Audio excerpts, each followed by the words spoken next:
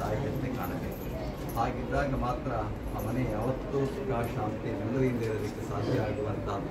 ಇದು ಕಾಣೋದಕ್ಕೆ ಬಹಳ ಅಪರೂಪ ಇಂತಹ ಒಂದು ಪರಿಸ್ಥಿತಿ ಇರುವಂಥದ್ದು.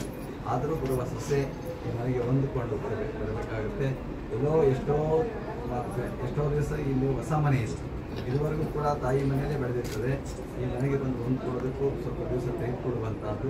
ಆದರೂ ಕೂಡ ಆ ಮಗು ನನ್ನ ಮದುವೆ, ನನ್ನ ಮನೆಯ ಒಂದು ಸಂತಾನವೇ ಅಂತ ಭಾವಿಸ್ಕೊಳ್ತಾ ನೀವು ಕೂಡ ಆ ಮಗುವನ್ನು ಯಾವತ್ತೂ ಜೋಪಾನ ಮಾಡ್ಕೊಂಡು ಹೋಗುವಂಥ ಕೆಲಸವನ್ನು ಮಾಡಬೇಕು. ಅದರಲ್ಲಿ ವಿಶೇಷವಾಗಿ ವೀರೇಶ್ ಅವರು ಮದುವೆ ಆದಮೇಲೆ ಹೆಂಡತಿಗಳಿಗೆ ಎಷ್ಟು ಗಮನ ಕೊಡೋದ್ರ ಜೊತೆಗೆ ತಾಯಿ ತಂದೆಗಳಿಗೂ ಮನೆಗಳಿಗೂ ಗಮನ ಕೊಡಬೇಕು. ಇವತ್ತು ಅದು ಮುಖ್ಯ, ಇದು ಮುಖ್ಯವಾಗಿರುವಂಥದ್ದು. ಎಲ್ಲವನ್ನೂ ಕೂಡ ಸರಿದೂಗಿಸ್ಕೊಂಡು ಹೋಗುವಂಥ ಜವಾಬ್ದಾರಿ ನಿಮ್ಮ ಮೇಲೆ ಇರುವಂಥದ್ದು. ಸತಿಪತಿಗಳು ಒಂದಾದ ಭಕ್ತಿಯುತವಾಗಿ ಶಿವಂಗಿ ಅಂತ ಹೇಳ್ತಾರೆ ಶರಣರು. ಯಾವತ್ತೂ ಕೂಡ ಸತಿಪತಿಗಳು ಒಂದಾಗಿ ಇರಬೇಕು. ದೇಹ ಎಲ್ಲಾದರೂ ಮನಸ್ಸು ಒಂದಾಗಿರಬೇಕು, ಆತ್ಮ ಒಂದಾಗಿರಬೇಕು.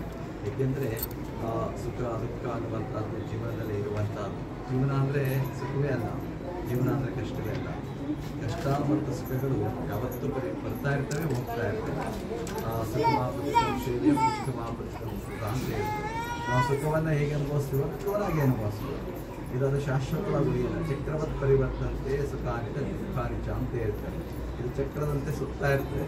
ಒಂದ್ಸತಿ ಸುಖ ಬರ್ತದೆ, ದುಃಖ ಬರ್ತದೆ.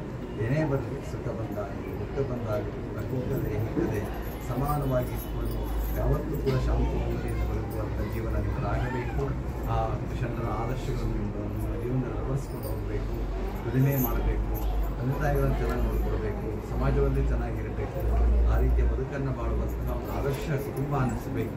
ಇವತ್ತು ಆದರ್ಶ ದಂಪತಿಗಳು ಅಂತ ಏನೆಲ್ಲ ನೋಡ್ತಾ ಇರ್ತೀವಿ. ಹಾಗೆ ಈ ಕುಟುಂಬವೂ ಆದರ್ಶವಾದಂಥ ಕುಟುಂಬವಾಗಬೇಕು. ನೀವು ಸತಿಪತಿಗಳೊಂದಾಗಿ ಒಂದು ಆದರ್ಶವಾದಂಥ ಜೀವನವನ್ನು ಎಲ್ಲರೂ ಕೂಡ ಸಾಗಿಸುವಂಥ ಪ್ರಯತ್ನವನ್ನು ಮಾಡಲಿ ಅಂತ ಹೇಳ್ತಾ, ಇವತ್ತು ವಿಶೇಷವಾಗಿ ಪ್ರಶಾಂತ್ ಇದು ಮದುವೆ ಅಂತ ತಿಳ್ಕೋಬೇಕು ಅಷ್ಟೇ ಸೇರ್ಕೊಂಡಿದ್ದಾರೆ. ಹೀಗಾಗಿ ಮದುವೆಗೆ ಎಷ್ಟು ಜನ ಬರ್ತಾರೋ ಗೊತ್ತಿಲ್ಲ. ಇಲ್ಲಿ ನಾನು ಇವತ್ತಲ್ಲಿ ಎಂಡೆವರ್ ಸ್ಕೂಲ್ಗೆ ಹೋಗಿದ್ದೇನೆ. ಅಲ್ಲಿ ಶಿವಶಂಕರ್ ಅಂತ ಹೇಳಿ ಅವರು ಓನರ್. ನಾನು ಅವ್ರು ಹೇಳ್ತಾ ಇದ್ರು ಈ ಹೋಟ್ಲಲ್ಲಿ ನಾವು ಎಷ್ಟು ಊಟ ಮಾಡಿದ್ರು ಗೊತ್ತಿಲ್ಲ ಅಂತಂದು. ಅಷ್ಟು ಅವರು ಪ್ರೀತಿಯನ್ನು ಇಟ್ಕೊಂಡು ಹೇಳ್ತಾ ಇದ್ರು. ನಾನು ಅವ್ರಿಗೆ ಹೋಗ್ತಾ ಇದ್ರೆಲ್ಲ ಬುದ್ಧಿ ಅವ್ರ ಹೋಟ್ಲಲ್ಲಿ ತುಂಬ ದಿವಸ ಊಟ ಮಾಡಿದ್ದೇನೆ, ಪ್ರಸಾದ ಮಾಡಿದ್ದೇನೆ, ಸ್ಮರಣೆಯನ್ನು ಅವ್ರು ಮಾಡಿಕೊಡ್ತಾ ಇದ್ರು. ಅಂದರೆ ಹಾಗೆ ಆ ಪ್ರೀತಿಯನ್ನು ಗಳಿಸ್ಕೊಡುವಂಥದ್ದು ಇದೆಯಲ್ಲ.